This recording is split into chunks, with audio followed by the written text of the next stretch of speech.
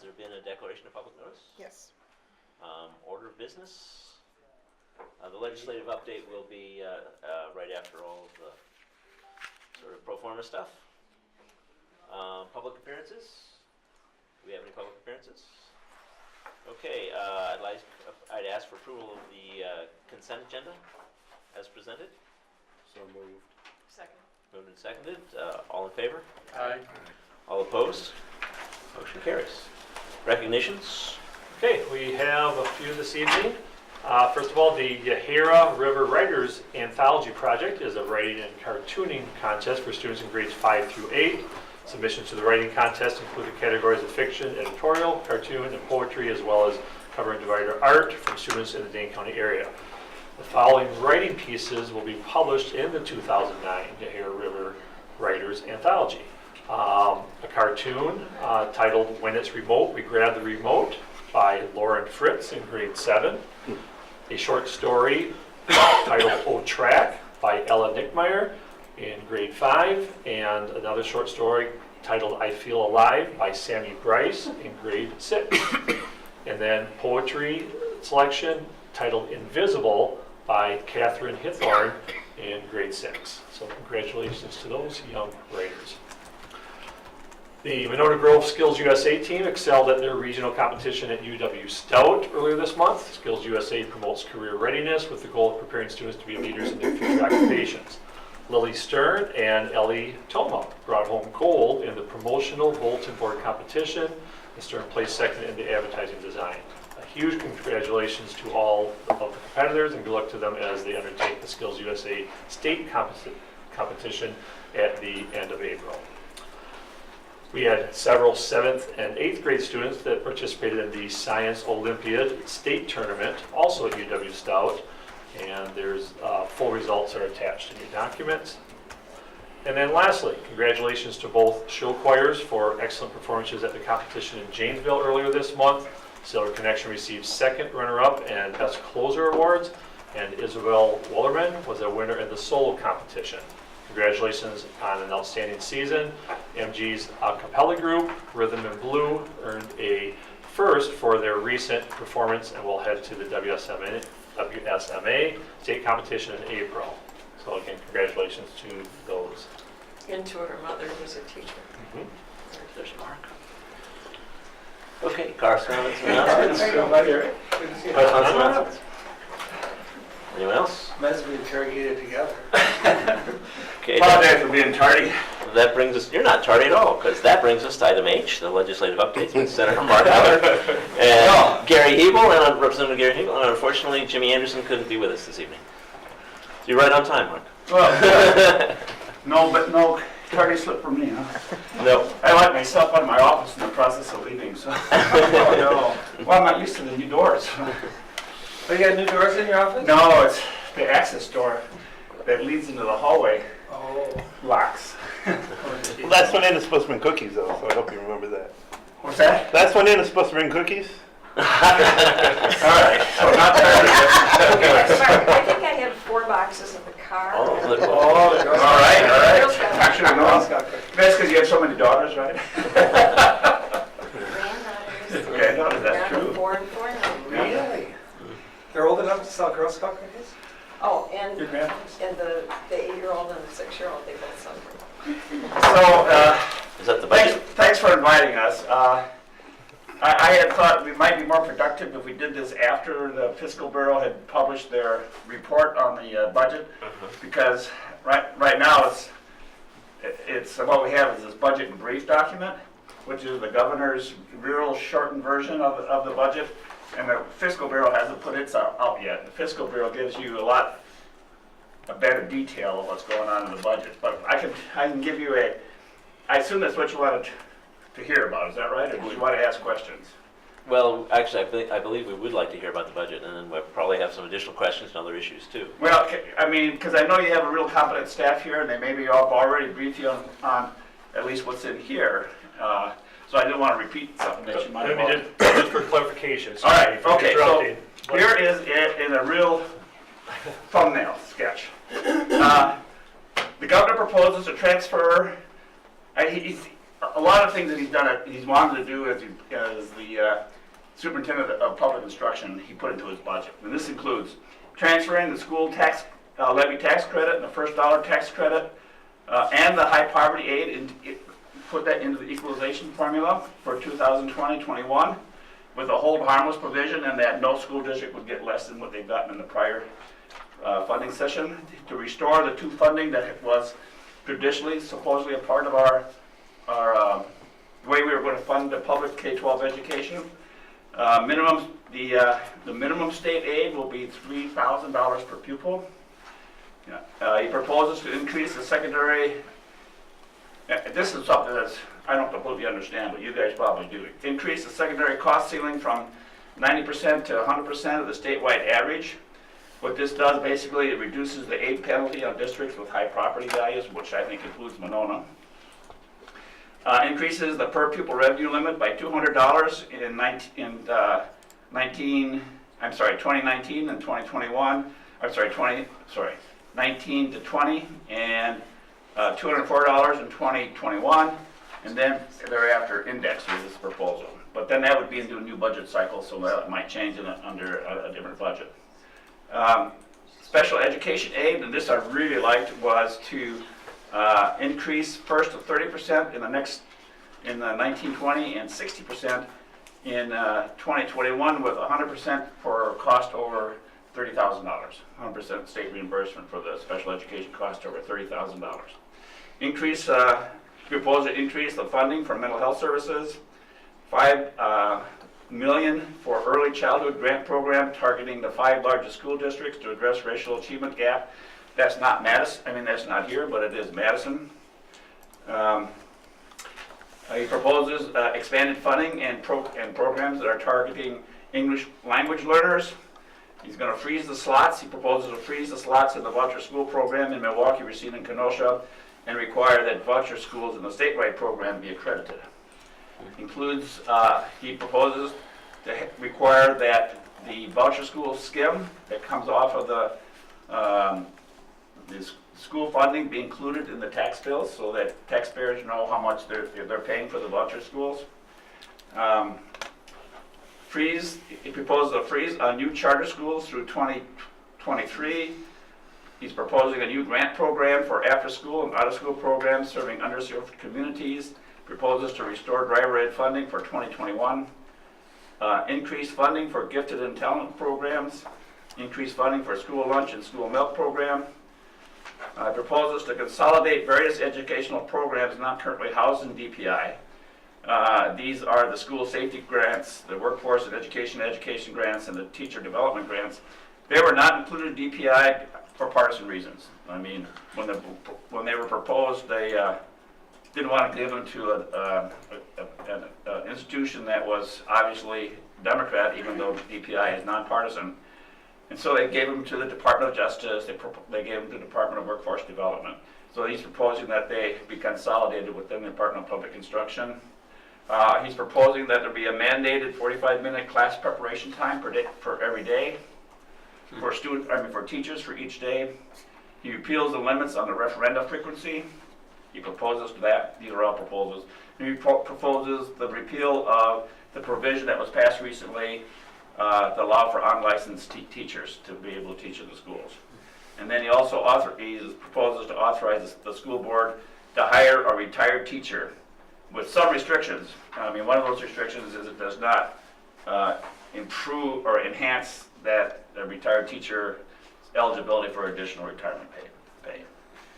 There's a real education shortage, and there's some qualified teachers out there in the school districts, as you know, because you're on the school board, are really hurrying to try and find teachers. So there's a bill out there to do the same thing for firefighters, and that was proposed by Republicans. So there's a congruency here.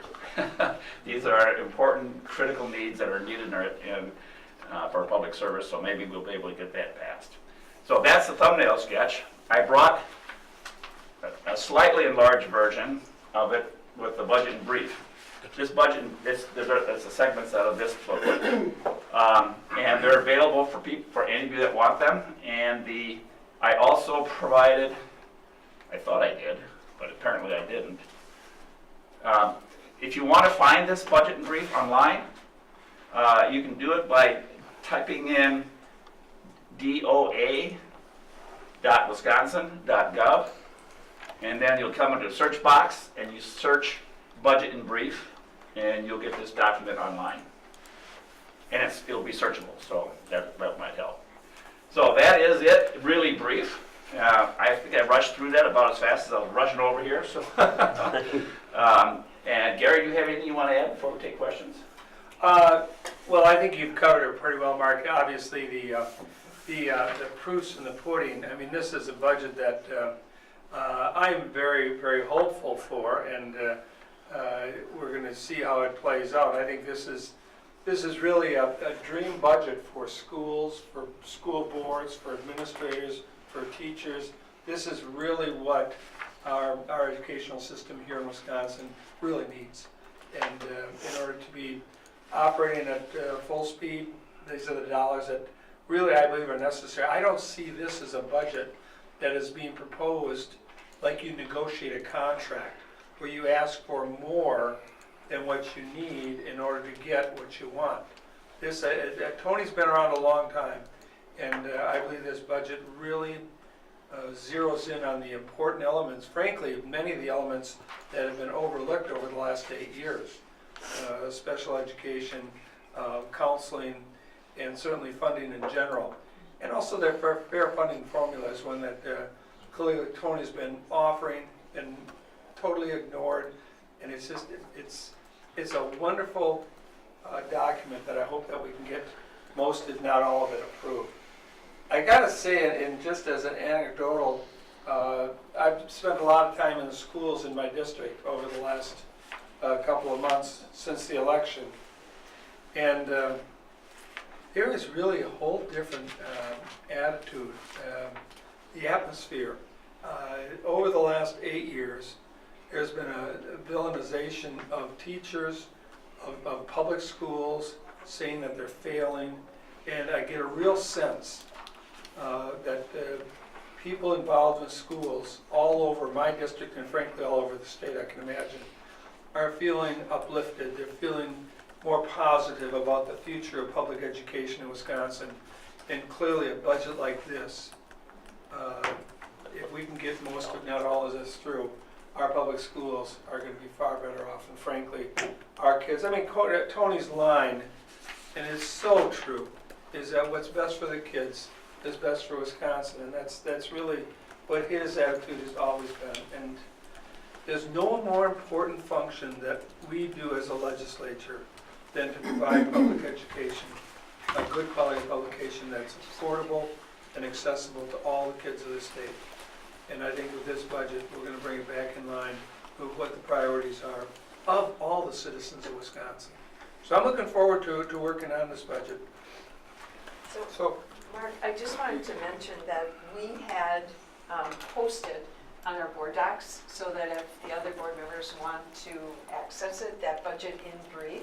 Is that how to access it? Actually, it's posted. I have It's already posted? both Okay. Eric and I have it up right now. Right.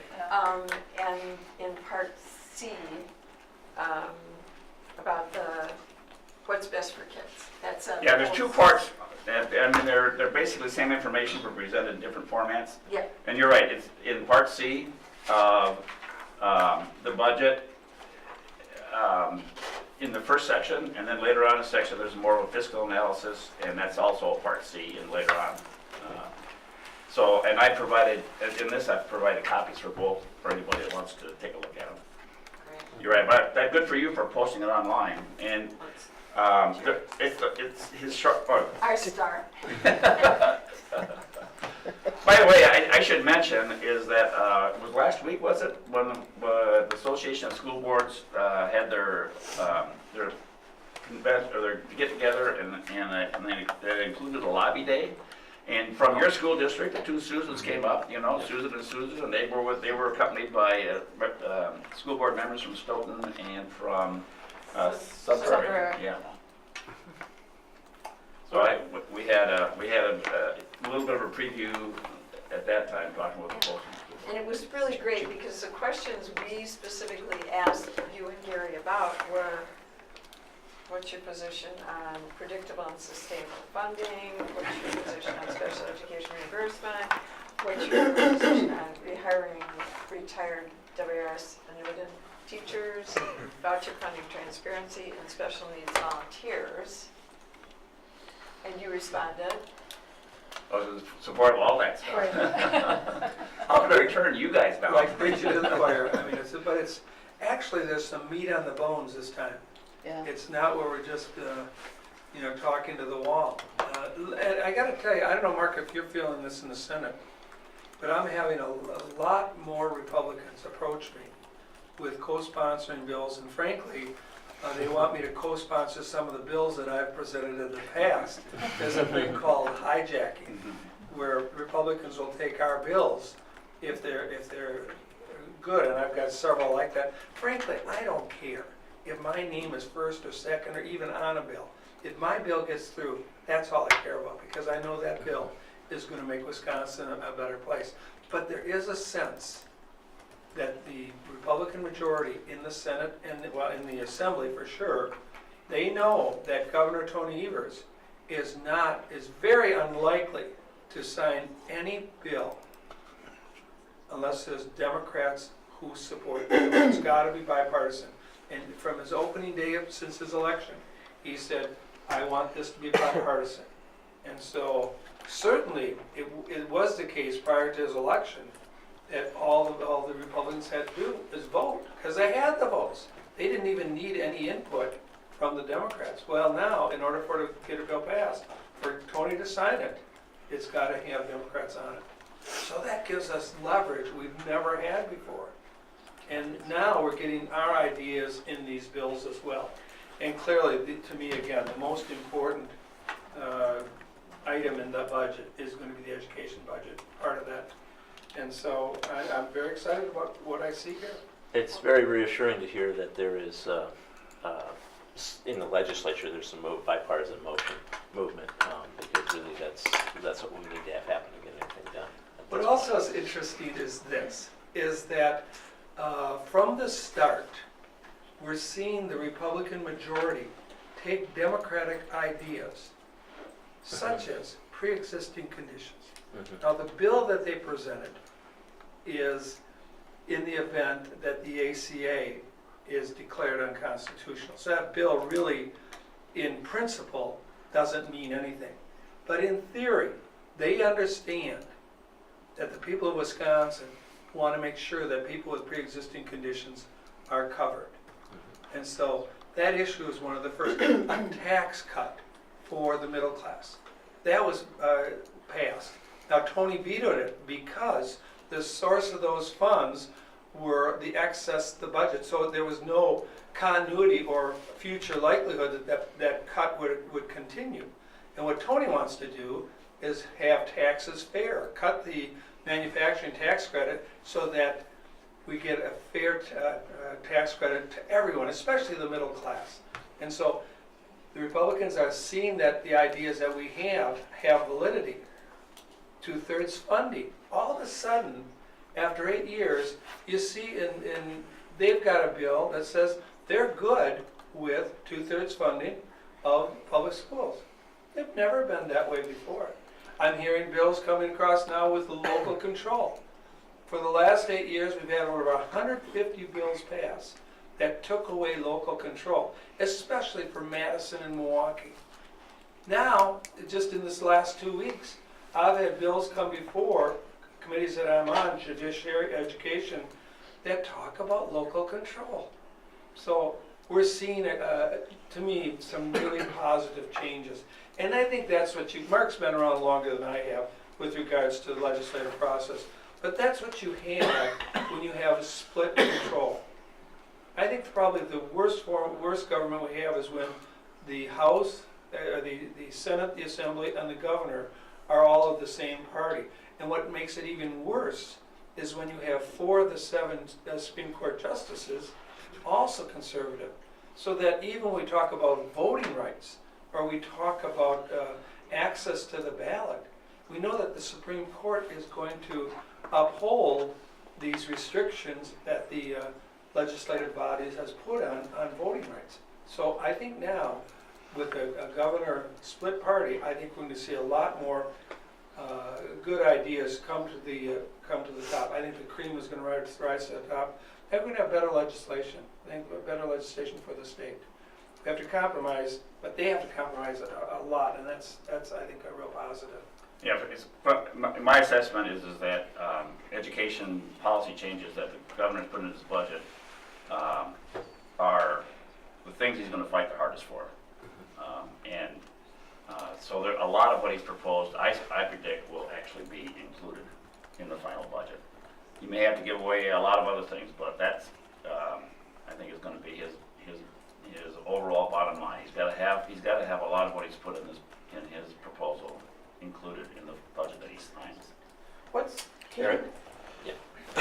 Can you walk us through the timeline for the budget being approved? Well, the governor introduced his budget on February 28th. He was given a couple-week extension and because he was a new governor.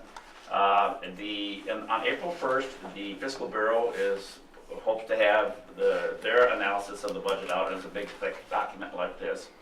At which time the Joint Finance Committee will announce where it's going to be having its hearing. They may have already announced where they're going to have hearings across the state. I think they have. Yeah. Have they? Okay. Yeah. Not in Madison, but Yeah, I didn't see it. Janesville, I believe Janesville, Eau Claire, Green Bay, and I think just outside of Milwaukee. We are supposed to have the budget done before the end of the fiscal year, which is the end of June.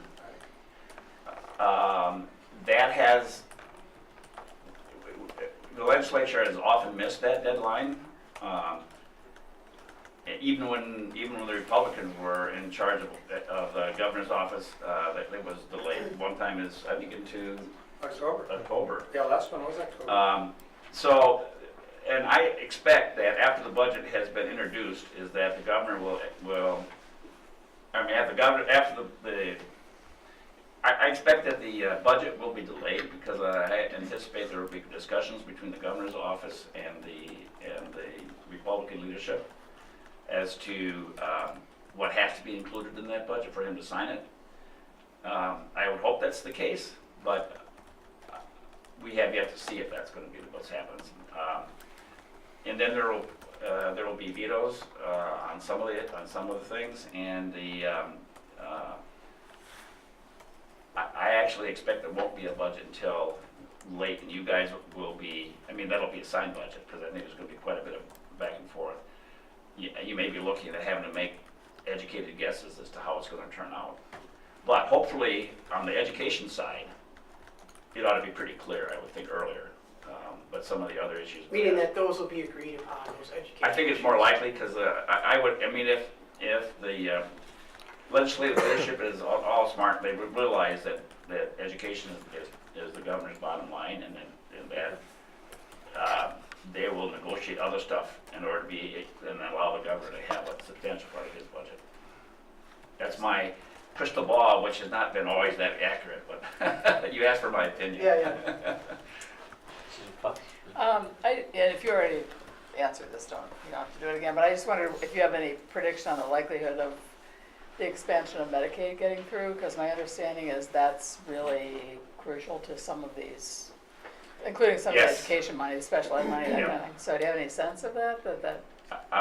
The initial indications are that the Republican leadership, that's a bottom line issue for them. They will not pass a budget with that in there. That's my sense. Right. So. But the governor's budget does really hinge on the Medicaid expansion. Right. So. There is some real breaking up of that Democratic position or Republican position with regards to that Medicaid expansion, because what we're seeing is that the hospital associations, all the medical providers would greatly benefit with this Medicaid expansion. We're even talking about the expansion of dental in the state with dental therapists. Mm-hmm. And the Wisconsin Dental Association says our problem is we would be able to provide those services if the reimbursement was greater than 37%. Well, the Medicaid reimbursement, Medicaid expansion would result in a lot of money available to fill those shortfalls and provide the reimbursement. Nursing homes are in desperate straits because again, the Medicaid reimbursement is horrible. You know, and it's tough for them to operate and pay their staff. So clearly, and what's going on across the state is that there's the hospitals, the nursing homes, the healthcare providers are getting after those legislators saying, hey, you're giving this money that belongs to us, you're letting it go. It makes no sense. So I think there's some real pressure across the state to get legislators to buy into the fact that this is our money, we should be taking advantage of it. So I'm Sort of the cautiously optimist, optimistic, and yeah. I'm hopeful, but you know, when budget time comes, budget is what your priorities are. And Tony clearly delineated what his priorities are. But the bottom line is we only have so much money. And when it comes to push and shove, and there's a source of funds that are out there, I would hope that the Republicans would see the light and say, hey, if we want to fill these gaps, you know, we really should be smart in doing that. But time will tell. I'm hopeful, but If they in fact are fiscally responsible, they'll accept Medicaid expansion. think Because so, but, it costs us more not to have it, Medicaid expansion, than it does if we expand it. It was basically ideological opposition, and a number of Republican governors across the country have recognized that it's fiscally imprudent or even stupid to not accept the Medicaid expansion. I did talk to our speaker. I mean, he was pretty firm, but maybe there's some cracks, that'd be great if that, yeah, 'cause, I yeah. get a sense on that. Yeah, I'm hopeful. okay. But then continuing on with the budget, the way I see it is that initially we heard that Voss and the Republicans were going to present their own budget. Tony was presenting his, he did that, and then there was talk that the Republicans were going to present their own budget. Now, in recent days, today in our caucus, basically the impression we have is that there's not going to be a separate budget from the Republicans. But what they may do is it's like, and Mark was on joint financing, but basically do a baseline budget, which is probably worse than dealing with the budget like Tony has, because then you gotta build from the floor, and that's very difficult to do. But they may do that as a stalling tactic or whatever. It's hard to predict what they're going to do. But here's the scenario that I see is that Tony's presented the budget, the Republicans are going to rip it to shreds, and they've got the ability to pass whatever budget they want. And we're going to fight tooth and nail, especially for education. But frankly, most of the items in the budget are in road construction, healthcare, all these things that are really important to, frankly, every citizen. We're going to be fighting tooth and nail for those. But whatever budget they pass, Tony's got the line item veto. And so ultimately, you can bet that it's not going to be an easy fix for Tony to cross out a number, a word, or a sentence, and everything's going to be rosy. But we have the ability, once he line item vetoes whatever he doesn't like in their amended budget, then we've got a veto-proof minority. In other words, we have enough votes to sustain any veto that Tony has, including those line item vetoes. So that's where the strength lies. And frankly, I think the Republicans see that they're going to need Democratic support in order to get what they want in the budget. So I get a sense of softening there. Robin Voss is a very difficult person to deal with. I mean, Mark Pocan said he's one of the 3 smartest politicians that he's ever met. And I thought, Mark, what are you, but that's my buddy Mark. Mark is brilliant. You don't get better than Mark. But Robin Voss is really, I would say, the opponent that we are the one that's going to be the most difficult in our battle to get this budget through. So I just want to follow through on what Representative People said, and that is that I predict that the Joint Finance Committee will start with the base budget. I mean, that's the one we're in right now. And then the Fiscal Bureau, as they go through each of the sections of the budget, will produce a paper that indicates options available, and those options will include the governor's proposals. And then the Finance Committee will choose from those options or modify them in order to craft the budget. And because the most difficult thing for them will be to kind of keep track of how it all stays in balance. Typically what they'll do is after every time they've had an executive session, they'll say, next time, tell us how we're doing in terms of a balanced budget, so they can, because they have to report a balanced budget out. So that's what I think is going to happen. Jeff? So we'll be able to pass a budget if we take Robin Voss away from the hard work he's doing. Can you testify in the redistricting case? Or? Well, you know, he does not want to testify in that case, and it's almost like Trump doesn't want to testify either, because you know that there's certain things that he would have to say under oath that he would not want to say, so. That was the logic of his lawyer. And I don't blame him for not wanting to testify, because the shenanigans that occurred, I mean, the money that was spent, taxpayer dollars, I heard I think it was over $800,000 in attorney's fees to do that redistricting. It's just, it's appalling. I mean, talk about irresponsible expenditures. They got what they wanted. So, I mean, if you want to win at all costs and you don't care about the future of the state, hey, they did it. But did it benefit the state? I mean, I beg to strongly differ that they did some real damage to the state. And that's not what Wisconsin is about. We've always been open, clean government, transparent, and that was just completely the opposite of what Wisconsin is known for. So we got to get back to that. And our hope is that, I think really, even Tony in his budget had the idea of independent redistricting, not done by either party. And I think we've come to that point now that that's the only way it should be done. But frankly, as long as Tony's governor, he's governor until 2022, he's going to have to approve. It doesn't say that, but he's got to be part of the solution with regards to redistricting. I don't think they'll be able to get through without the governor's approval on the redistricting. And Mark, you may have...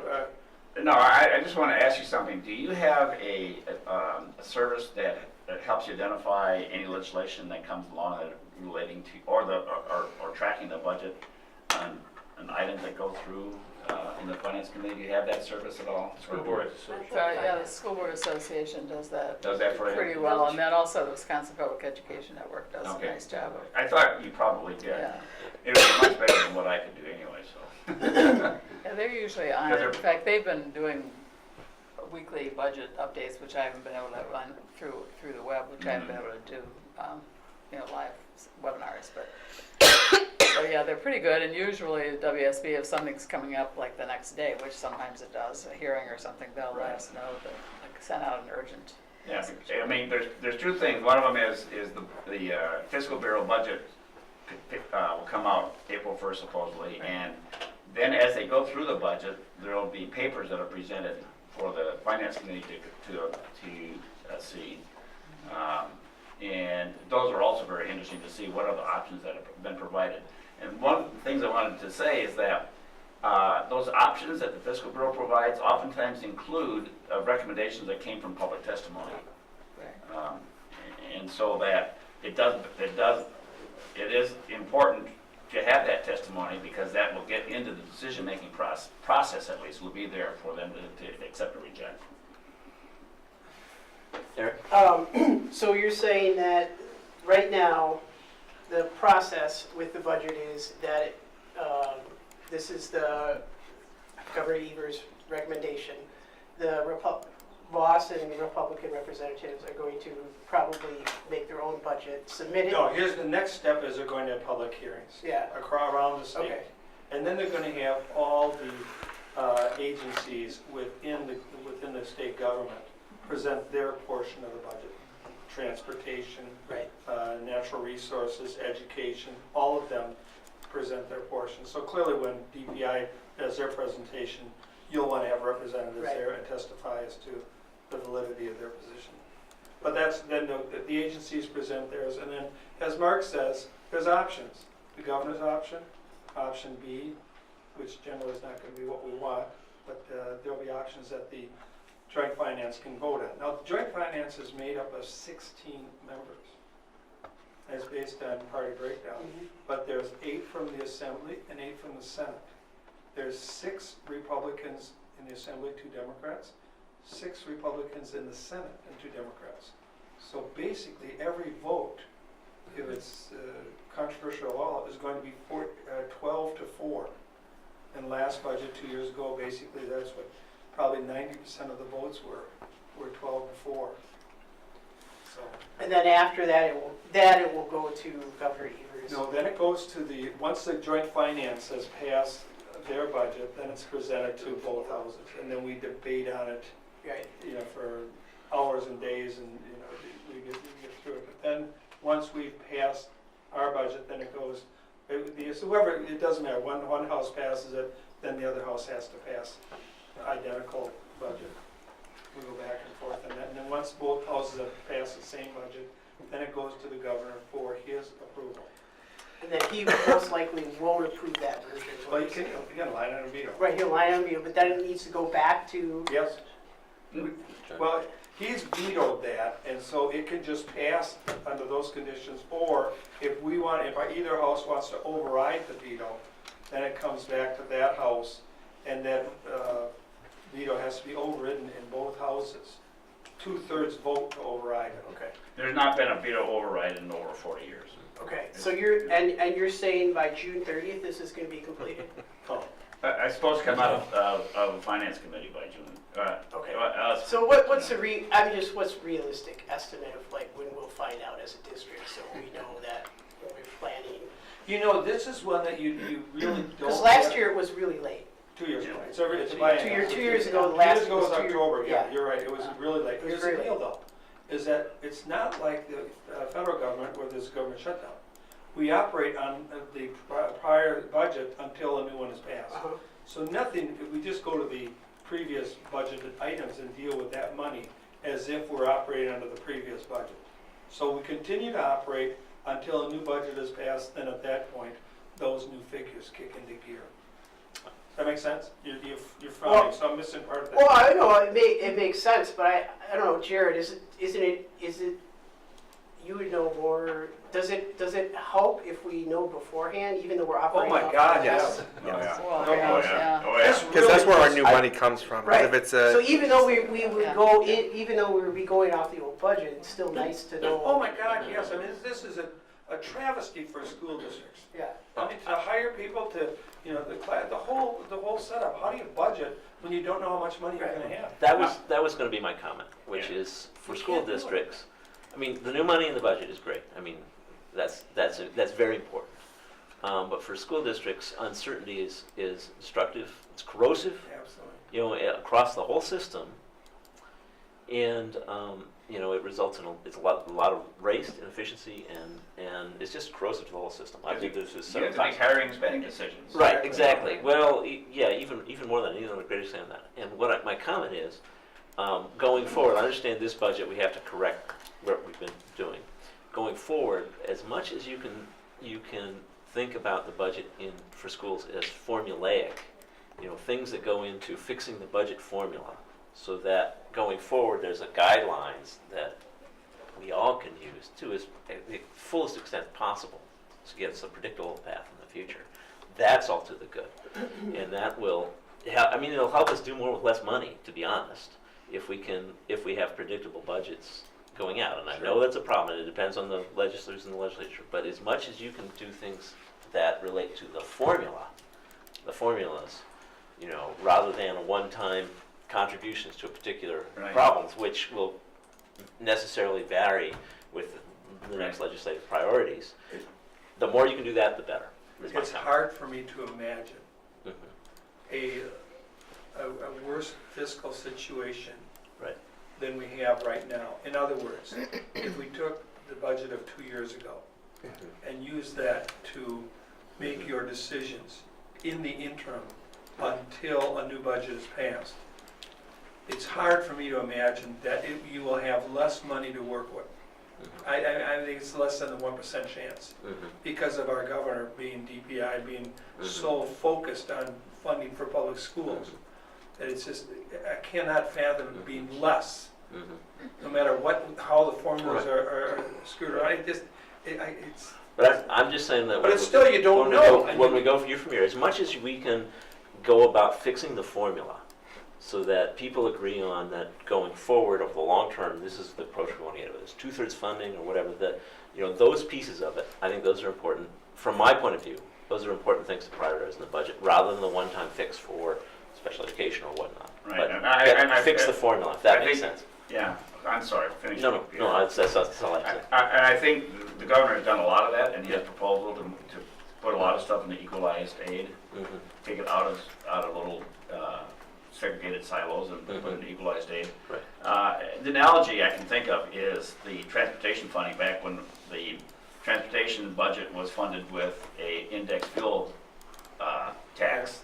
Mhm. Is that allowed for long-range planning because it was designed to have the same purchasing power 20 years from now as it does today.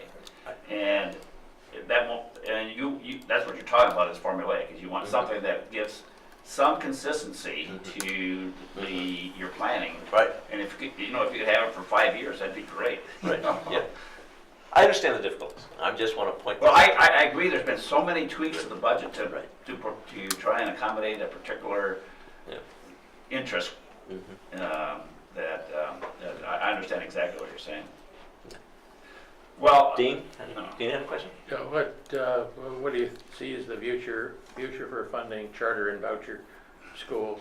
He's got a freeze, Tony's put a freeze in terms of the number of, So that's the trade-off there. well, that's his, Voss and his cohorts want to continue to see the expansion of the choice program and voucher schools. But Tony's always been vehemently opposed, that we cannot afford 2 school systems in the state.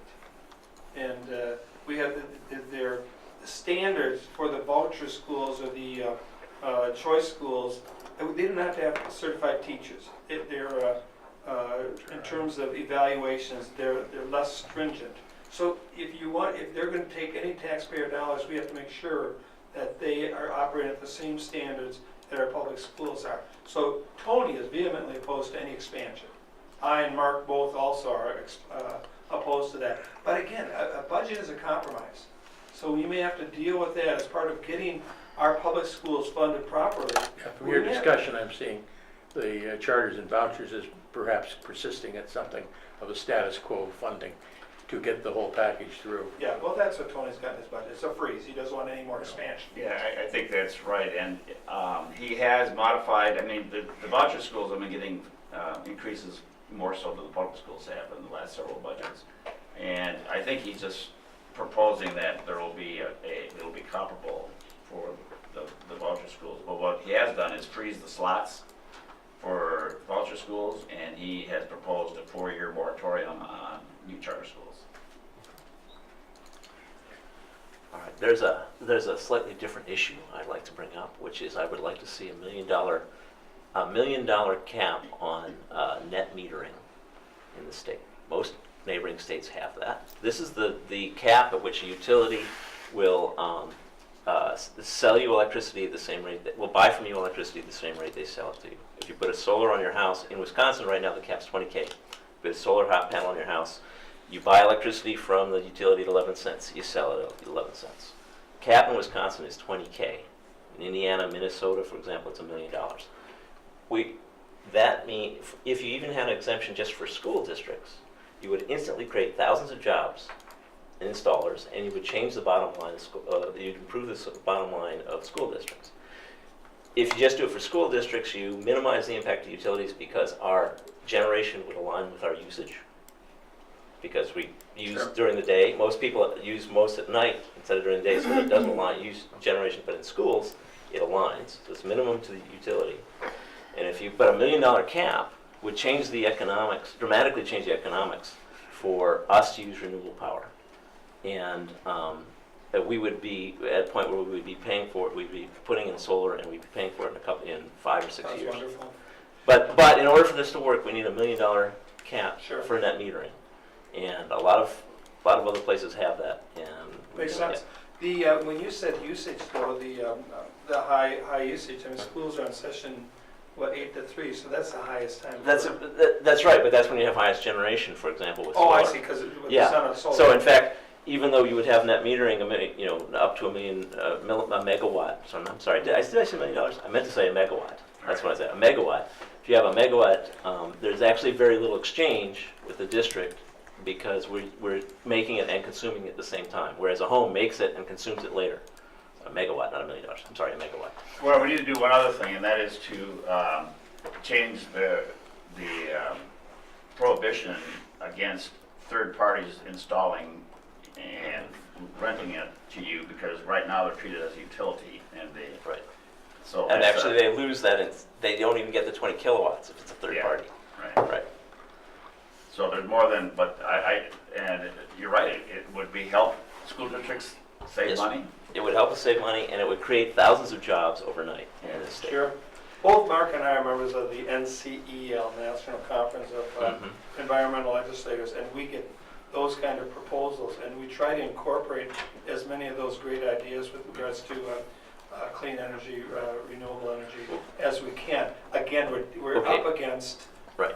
an opposition that's pretty difficult. understand. But when you're dealing about funding Yeah. and saving taxpayer dollars, that's, no matter how conservative or liberal you are, those really, Right. when you're talking about dollars and saving money, Mhm. that generally goes, it's nonpartisan. So talk to the NCL guys about legislation related to the Yeah. net metering cap of a megawatt. Yeah. Yeah. That does bring something as a sore point with me. Is back in 2009, I was able to get legislation passed that allowed school districts to not count investments in energy conservation from, as part of the revenue cap. And last budget, it wasn't repealed, it was just postponed for 1,000 years. So program's there, but because of the line item veto, he was able to basically say it's out of, you can't use it for 1,000 years, so, but Oh, really? for all practical purposes. And I had hoped that the governor would propose to restore that, but he chose not to. That's part of it. I think the net metering cap lift would have a bigger impact. It's a great idea. Thank you. If there's no more questions, we're close at hand. Always feel free to call either one of our offices. I've known a lot of you for a long time. My kids went to school here at Monona Grove, and they got a great education and they're doing well. And I think a lot of it's because of the good education they got here at Monona Grove. And they went to some very competitive schools, and going up against youngsters who, I don't think their parents paid for that. But they were very competitive. They were from a lot of private schools and they did very well from them. So you should be proud of the record that you've accomplished in educating the kids here in Monona Grove. And thank you for that. Thank you for your service. Yes, thank you for your efforts. Thank you for last week too, that was great. You did Yeah, a lot well, of that. You were well represented by the two Susans, let me tell you. Thank you, guys. You want one? Yeah. Okay. Good to see you, buddy. Good flying. All right. Thank you. Thank Good you. to see you. How are you? I don't have much to go around to everybody, so. That's fine. Good to see you. Very easy Thanks. to find. We'll let them up. Yeah. Susan, good to see you. Good to see you. Oh, you Thank you again for coming. Your mother's gonna be a lawyer. Thank you. Good to see you. You bet. Thanks. You bet. Good to meet you. That's Thanks a great. lot. Yeah. You got a good family tradition. Thank you. I know I do. I have a lot to Good to see you, thanks. Nice to see you. You bet. Thanks, Mark. So, you want the summary sheet? Sure, I think that, you bet. You gotta put on my typos. No problem. All right. Thank you guys very much. Thanks again. Bye. Thank you. Okay, next we have administrative reports. Dan? Okay, so I have one item. I mentioned briefly in previous report that I was looking into the idea of a consulting service to look at our hiring and recruitment practices, to look at recommendations and assisting us with our goal for hiring for diversity. And so I did recently have a conversation with representatives from the Alma Group. I did attach on board docs that draft proposal that was prepared. And so this is not actually a contract, but it's the scope of services that they would provide. It does include a cost estimate on there. And Nicole and I actually had a conference call with them this week to talk a little bit more about the details. And so I just wanted to give you a heads up that we're in this process of looking at this. I will bring it back as a board agenda item in the next meeting, April 10th. If we follow through with this group, they would do their study this spring while we're actually doing our hiring for next year, so they can come in and evaluate the process we have in place, make recommendations, and then it would conclude with them actually appearing before the board and presenting their findings to the board in a report at the end of June for recommendations for implementing, moving forward. So please take the time to read through that proposal. Contact me. Feel free to contact me with any questions. Prior to the board meeting, we'll talk. Like I said, we'll talk about it at the board meeting. And if you have had a chance, I just got it posted, I think, yesterday. So if you hadn't had a chance to read it already, I'll feel free to answer any questions tonight as well. But Where are they from? Monica Rosen is based out. The firm's out of Chicago. So the firm she broke off and created her own firm. She was part of a larger group that actually has worked with NMSD, as well as I mentioned from the conference I went to with the Highline School District in the Seattle area. In this proposal lists a number of districts that they've worked with as well. But anyway, so they're based out of Chicago. That's all, we have to buy a flight for somebody. Yeah, so one of their consultants is not in the Chicago office and one is. So they would have two people working on this. Monica would be one person. You'll see the list of their staff. The second person that would be assigned to ours is Sandra Tessin. So they would fly in and tell us why we don't have more staff of color. They would make recommendations about how to go about improving our practices. Susan? And did their work with Madison go beyond that to actually participating in helping develop it's part of what I did Yeah. just read it today and kind of went through the scope, and it sounds like they'll make recommendations, but did they actually then work with Madison? Because they Yes. talked about how successful it was, so that would be additional beyond the scope of what they're doing now, or? Well, so or- if we chose to do that, work with yeah, that, so okay. with Madison and the size, they did have consultants continue on for a couple of Okay, years that's what I wondered. with Okay, them. that's what it sounded like, Yeah. so, yeah, in Chicago as well, okay. Madison pays a lot more than us, and they have 3% staff of color. That's not true. I think they're a little higher than that now. I was listening to the school board meeting on Monday, and that's what Jen Cheatham said. So it seems like they aren't as effective. Well, It doesn't seem like they. if I recall, Well, they the number, they have the numbers increased by- in here for Madison, let me see. Well, I mean, they're at 3% right now. So Well, Eric? Dan, can you tell us the value of bringing someone like this in and why it's important to the district? Sure.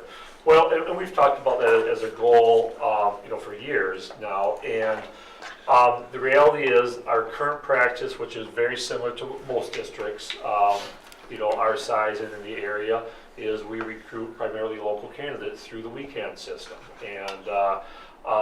And really, so we get quality candidates through that, but it's not a real diverse, well, that's not at all diverse staff. And so if we are really going to be serious about trying to increase our diversity, it's going to involve recruiting and beyond, Dane County, as well as in. And that's the type of thing that, we don't have the expertise or the staff, to do. I mentioned that the larger districts, a couple that they worked with, besides Madison, the district, the Highline district is a similar sized district to Madison. They have an HR department of 27 people, with 6 full-time recruiters. Not at all am I recommending or would that we would be doing that, sort of thing, or necessarily adding any staff. But I think an evaluation of our processes and recommendations of what we can do with existing staff, talk a lot about our principals as a primary staff for doing the hiring and with training and as well as our systematic approach to it as well. So it's also evaluating our current practices. I would like to see, I'm sorry. Go ahead, I was Eric. going to say, I'd really like to see, and I didn't really get a chance to go through it, so I might be in here, but a goal or benchmark of like how much we want to see as a district to increase in this area. Is that something that has been discussed at all, or that you're thinking of? No, we didn't talk about that. For instance, like if we're at like 1% of teachers of color in our district. Mhm. You know, is this something that could help us get to 3% or something like that? Well, I was just gonna say, the 3%, maybe where Madison is now, but that represents a 28% improvement over their first year. And they hired 83 teachers of color in the 2017-18 school year as a result of working with this group. So they are making inroads. As a result of working with this group? Right, yes, Yeah. that's, yes, it is. Or And even a But number that's- like that, Dan. That's like what a- it says right in here, Yeah. I mean, in the document, so, yeah, Okay. And the Alma document. correct. And I don't see any reason not to. My leave personal that. thought on the goal should be that every student would have a teacher of color between first and fifth grade at least once. And I'd like to see how many teachers we need to do that. Yeah, I agree, to have something like that would be a good, you know, if we're gonna invest the money. It should We be. wanna make sure that it's gonna benefit us in some Yeah. way, so. And I I, know where we Yeah. are and where we can. I take that as a benchmark because Sure. that's sort of what I've heard is, recorded in the literature of, makes a difference to minority students. And putting that as, I think that if we can talk about, well, we want so many minority teachers, but I think what we should do is staff for a particular goal to achieve something particular in the classroom rather than a percentage or anything. Well, and it sounds like talking about that kind of goal is part of what they help you do when they come in. I mean, I went through what they do with us, that's part of what they do, is what's appropriate for your district and what can you realistically aim for. Dean? That suggested benchmark and goal is sitting in a draft form in the committee. Excellent. Susan? I think another thing that we really need to look at is, I know one of the things that they list in here is having discussions with the teachers. I think it's really critical to get feedback on what we're currently doing now and how we can improve that system.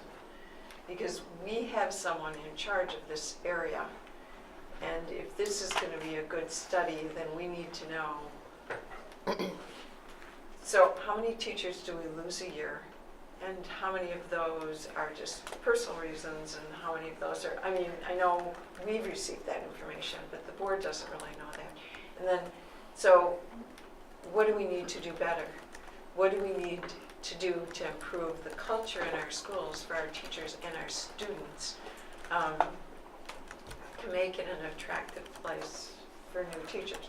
And I think it was very interesting to listen to the equity committee that night when we had a Madison teacher who was a Monona Grove graduate who said, well, I can't come back to you right now because you don't do this.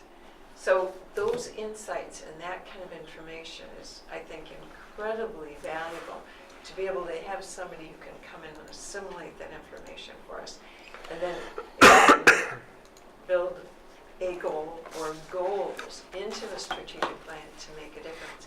And then set a number of years on that, because if we have to wait 10 years, we're not going to be here.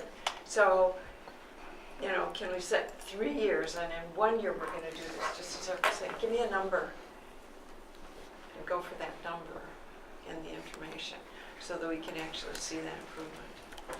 That would be really helpful. The other thing I wondered about was, they actually list focus group with teachers and focus group with principals. One thing they don't talk about is a focus group with a personnel committee.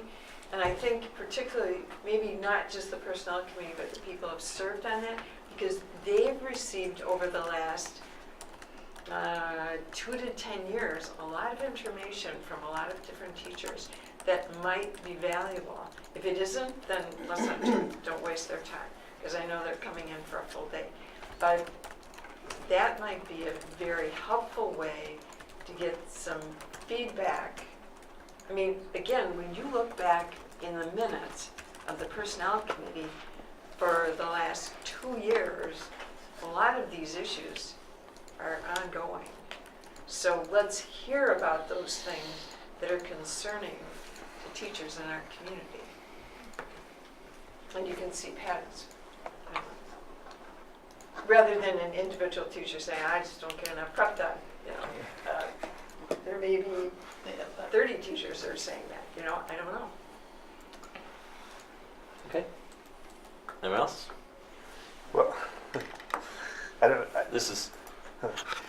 that hiring a more diverse staff isn't rocket science. I don't think we're there yet, and I think this would just be a waste of $27,000 to come and tell us everything we've talked about for the last 3 years. And maybe you want to pay that much money to hear from somebody else, but Yeah. it seems like a waste of money to me. I think it's harder than rocket science. Otherwise, they would not do it. I was Rocket just science gonna say isn't that. rocket science. I mean, we have a teaching and learning, and we have a committee now to address some of those And the problems. committee would say it's close to rocket science, Mhm. based on our When you put a discussions. Yes. recommendation, your committee It will might. be, yeah. Okay. All right, Jared, your turn. All right, so I have 2 items. The first item is the budget updates, and I did attach the 1921 budget in brief, which they had talked about. Obviously, they had brought a lot of the points that I was going to high level talk about due to the fact that the Fiscal Bureau has not released their official paper until April 1st. There's nothing on paper for us to look at because they'll do a little deeper dive to make sure that we understand what we're interpreting in the word language is technically how it should be interpreted. However, as we continue to build our budgets, we are looking at a $200 increase in our revenue limit. So really, when we talk about some of these shifts that we're seeing with taking that first dollar and the credit and pushing it into equalization aid, that doesn't give us additional new money. So what we're looking at is that $200 is that additional new money that we can allocate to, obviously, benefits and teacher or all salaries across the district. So right now we're looking at approximately about $850,000, but we'll at the next board meeting I'll have a document then once the Legislative Fiscal Bureau comes out and confirms some of those numbers for us. I'll be able to give you an update on that. But I did attach that so you do have it electronically to be able to just look at the different items that have been proposed. The second item that I wanted to update everybody on is our architect and construction manager contract. So obviously, we've been working on this for a number of months, and one would think that this should be a pretty simple, straightforward process. However, it's not. So we've been working with Ann Wall with Van Busen and Roper Law Firm. So they assisted us in writing our RFP. And so what we do is we take the documents from the AIA, has contracts for both construction managers and architects. And then we need our legal counsel comes in and embeds the language that's in our RFP proposals to ensure that what we're getting based on the proposals. And then we have conversation back and forth because there has to be insurance documents that are added in. So we are almost right at the end. We're only waiting for a insurance certificate from the architects. And so we should have this for board approval on April 10th. But it's everything that was outlined in both of the proposals that we received back for the RFP. Susan? Within these contracts where it says paragraphs deleted and then sometimes it has shaded areas and then sometimes there are shaded areas that don't appear there to be, will that be cleaned up in the final form so it doesn't say paragraph? Because it's hard to read through. Yes, so that's what's interesting about the AA because it's obviously a special Right. software that you have to go through. So we're just showing all the changes so Okay. you're aware of So everything we'll that see a we've done. final clean And then you'll copy. see a final Okay. clean document. This is a lot to go through. Yes. Yeah. Susan? So I just want to make sure the board is clearly aware, because this was in the programs that I went to at the WSB meetings, and in fact, that one was sponsored by Findorf and had people that they were involved with. I'm going to continue to express some concern. So in both of these contracts, Jared is listed as our owner's rep. That means that he is directly and primarily responsible for everything within this contract. And I think that's a pretty heavy burden to put on effectively one person, understanding that you will use a team. It's the same team you use right now to do what you do every day to maintain the services to the kids in this district and the teachers in this district. And I'm going to continue to have some concern that it would be helpful. If that's what you want, then is there someone else that during this year period we can bring in to support you in your position? Again, I'm gonna continue to advocate for that, just because I'm really concerned about that. It's kind of like we're looking at this equity issue. We really want to go into depth on it. We're doing the building issue. We're gonna be building this building, and we're gonna ask basically the same people who are supporting us right now in heavy snows and ice and sleet and whatever else is going on, to now oversee and be responsible for a building development. I'm just concerned about that. I have a question. It's to you, Susan. So are you saying that, I'm just trying to get some understanding, that we should have someone else to help Jared because it's going to take workload away from him? Or are you saying that because he's the representative that it's going to be, he's assuming responsibility? Well, effectively, we had two choices. We could do what we did before and actually hire a person who was the main person out on site all the time, who represented us, Okay. owner's rep. But we are now naming Jared to be that person.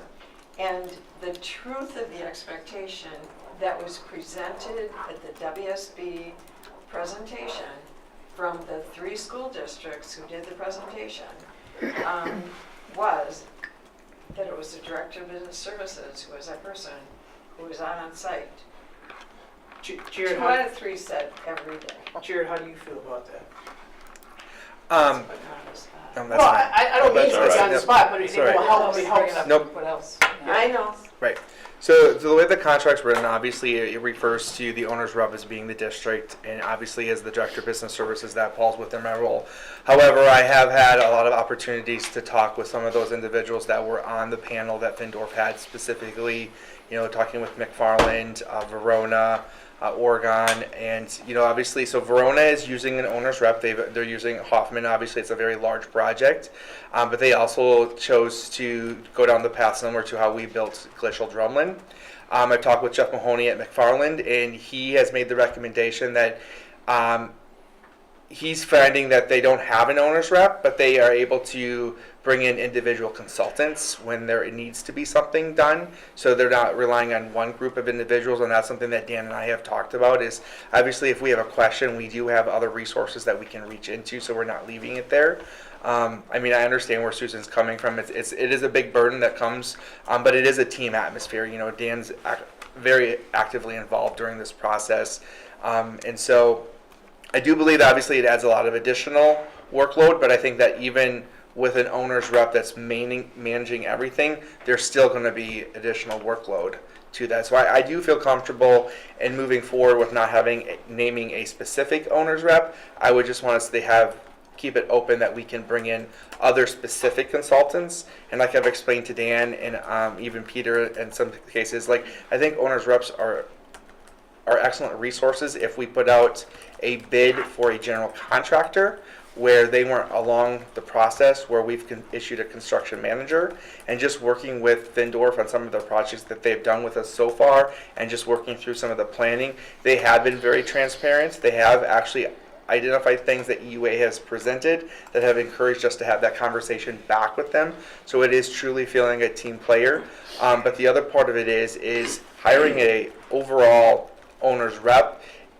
In my opinion, and this could be wrong, but this is my opinion, is that it's like us choosing to go to maybe a general practicing doctor versus if I can go out and perhaps hire a specialist that's going to focus on HVAC, and it's like me choosing to take my children to a pediatrician versus just a general doctor. So you still feel you have enough support that if you need to have somebody specific that we can.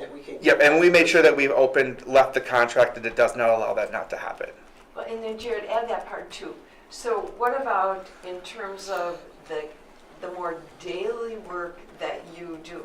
Is there any way that there would be someone that would be helpful to you? So for instance, if I said to Joyce, I'm going to hire somebody for 2 weeks while you're doing this huge project for us to answer the phone for you, would that be helpful? Yeah, okay. So that's the other piece, the part B. So I'm not saying that we're going to see that right now, but, you know, Nope. obviously other people are interested in your thoughts about this, so the feeling that you would come forward and say, yeah, it'd be really nice to have somebody, And that's something that we've been doing for the last couple of years, not necessarily preparing for this, but just doing some reorganization in the business office. That we've been able to, we added staff, what was like 4 years ago. So we do have an additional person, so we're transitioning some of those grant claiming responsibilities off my plate into those roles. And so I do believe that we do have the foundation now. It's just that we have to continue to build upon it. Do you feel you have the construction, architectural expertise to perform that owner's rep function? I don't have the expertise as Where a, could you get it if you needed it? well, we can reach out, obviously, we can work with Findorf, we can continue to reach out to, if it's McKinstry, we can reach out to any of the mechanical engineers that we have worked with in the past, Honeywell, in addition to our engineering firms that we've worked with, our civil engineer. It just seems to me that a reliance on, I think we have good architects, we have good construction people, but to assume that they can perform the role of an owner's rep is the fundamental conflict of interest, despite what they said. It's not that way. And it seems to me that if you lack some of the expertise or the time or the resources, that you need a third party. That's what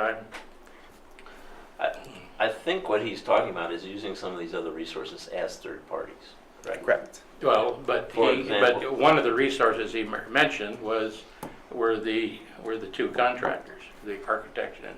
And I think the biggest part, and obviously we can, I could put together a presentation for our next board meeting, but the biggest difference is that when we look at Findorf being our general contractor, they have not been given the contract to physically build our school. They're going to assist in writing the RFPs, and the bids are going to come to me, and we are going to analyze those. So Findorf is actually assisting in the writing of the RFP, but they're not selecting who's going to do the work. We do. So there's no guarantee that Findorf is going to be able to perform any of the concrete But work. whoever's doing the construction and whoever's doing the architect, eventually is it's the owner's rep gets into the game after the process starts, right, of construction. Well, if you were to do a true owner's rep, you would want to bring them on immediately Early, so they early, could yes. write the RFPs and then they analyze the bids. And one of the things that owner's reps do have a positive portrayal is that when the RFPs are written, they have a requirement to go out and get at least, as a board, you could say, we want to have at least 10 bids. That's what they're doing in Verona. They're saying we want a minimum of this. Where if we're doing it internally and working with Findorf, we might only receive 5 bids. But that is the responsibility of an owner's rep. If you want to say you need to go out and recruit individuals to come in versus us just issuing an RFP and going through that bidding process. Eric? I trust you, Jared. I think we're very lucky as a district to have you with us. And I just want you to know that if you need any other support or anything, to make sure you come to us as a board, because I don't want you to be in a position where it's taking away your daily routine of the work that you have. I appreciate that. So, ditto. Thank you. Yeah, that was going to be my comment. I hope that you feel, I feel the same way, that if you, particularly where it comes to expertise, which is what I'm most worried about, concerned about, is, if you feel you need some support, I hope you feel free to come to us. And my thought is that I personally will do what we can to support that, and I imagine many other members of the board feel the same. Okay. Thank you. Susan? Well, and my only concern about that is, if we're talking about expertise, when these various things like HVAC or whatever come up, are we saying he has to come to us? Or are we No, if saying- he needs anything he from just us in needs- terms of that support. Right, okay, otherwise, Right. yeah. I'm just Because, curious to know what- there's yeah, limits on yeah, what he just can knowing that you spend. have this, yeah, right, Yeah. well, right, yeah, I got By that. himself. He only has so much authority. Right, I just don't Needs want to to feel like call I have to ask for and ask some every time. Doesn't make a lot of money. All right. Next Next, board reports, community engagement. Jeff, We had a meeting last night. how'd it go? It was really good. We discussed positives and negatives of our showing of the 13th, and we tried to put together another one, a new one coming up, but we found that there wasn't a date available. Really? Yeah, it's kind of crazy. In the spring? In the spring, we have 3 months of hibernating, and then everybody tries to get everything done in 2 months.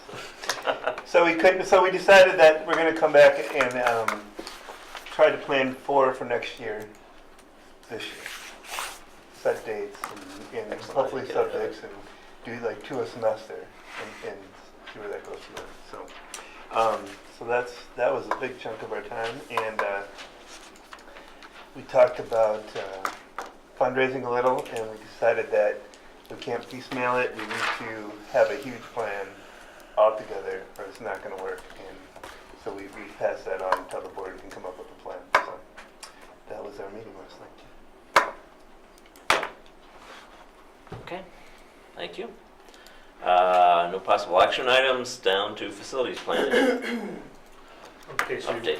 got the written update, and then one thing I wanted to note that we added just yesterday, you may recall that one of the things in the process of looking at the Blair City property was, since it's currently being used for agricultural purposes, we had to go through a process to determine if there needed to be an actual agricultural impact statement done, and we sent in, Jared did the work on this and helped put that together along with our legal team, and we just got notice, I attached the release letter, that in fact we do not need to do that, which is a relief, so one more box checked on An that agricultural process. impact statement Right. of what 40 acres will do to the corn prices or something like That's right. that? Dean, they're farming on it. Yeah, I know. yeah, so, I know whether they're farming on it or not. yeah.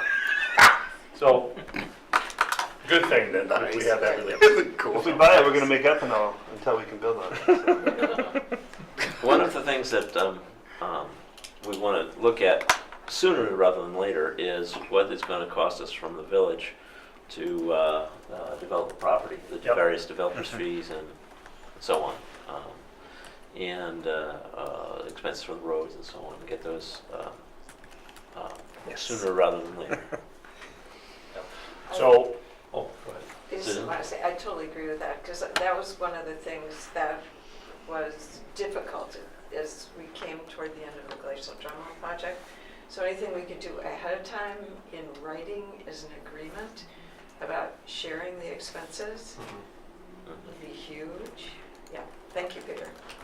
Absolutely, and we'll obviously have the board informed along that process. So at this point, we've had preliminary discussions. Jared met again just past week with the village officials, not with the planning commission yet, not with the board members, but the planner, administrator, and their engineer, to determine again, make sure we're 100% on the same page as far as the process and so on. And then the next update that we have, we'll get to future meeting dates, we'll talk a little bit more about that site plan at that point, about where we're at with that, so you're fully aware of that process. I think we're looking at probably 2 months out yet, probably May, when we're ready to formally take our first shot at a site plan event. But along with that, you're right, there will have to be discussions and agreements made about that, and that all will be subject to your approval.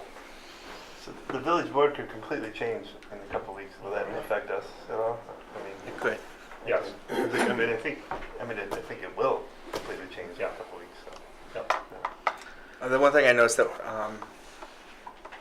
is that we are in the process of getting that traffic study done, so that will help us identify those costs. And then, as Jeff said, the board is potentially changing, or maybe not.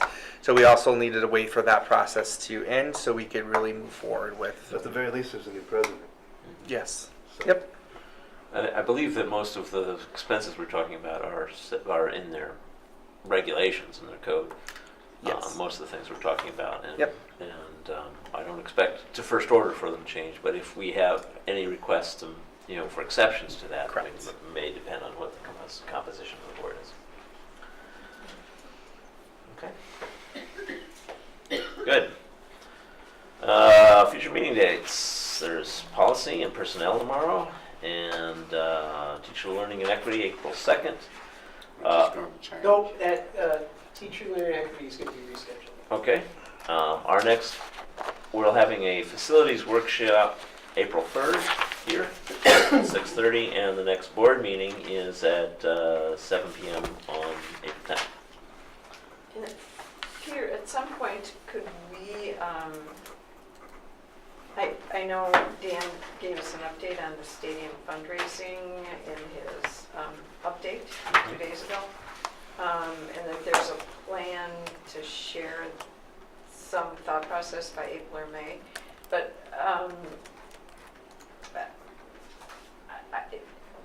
I don't know that we have a good feel for what's really going on here. Who's running this? Who's in charge of I mean, do we have a plan? Do we have a plan written? Is it in place? And we need to make that clear to the community because they keep asking. And then if there's a plan, how much, you've already given us this. How much is coming out? So maybe just as you say, reporting out sometimes just simple stuff about it, because it just seems like a lot of this is kind of coming on your shoulders. I know the Education Foundation has basically taken a position of what they're willing to do and not willing to do, which puts it kind of back on your shoulders, so. So I know it's not agendized, but Yeah, but what I can say tonight, and I agree, we need to have a more discussion. There is no plan. We're still investigating the plan. And one of the key components is we need that site plan done, so we know exactly the work that is proposed to do, what those updated cost estimates are. You can't go out and fundraise until you know what it is you're fundraising for. And so while that site plan is being developed, I'm in the process of talking to individuals about, okay, what it is, so that we can bring a plan forth. So, but we'll talk definitely more in detail here. And so anything that is being proposed absolutely will come to this board first. Okay. Thank you. All right, I'd ask for a motion to adjourn. So moved. Second. Been moved and seconded. All in favor? Aye. All opposed? Motion carries. Thank you very much.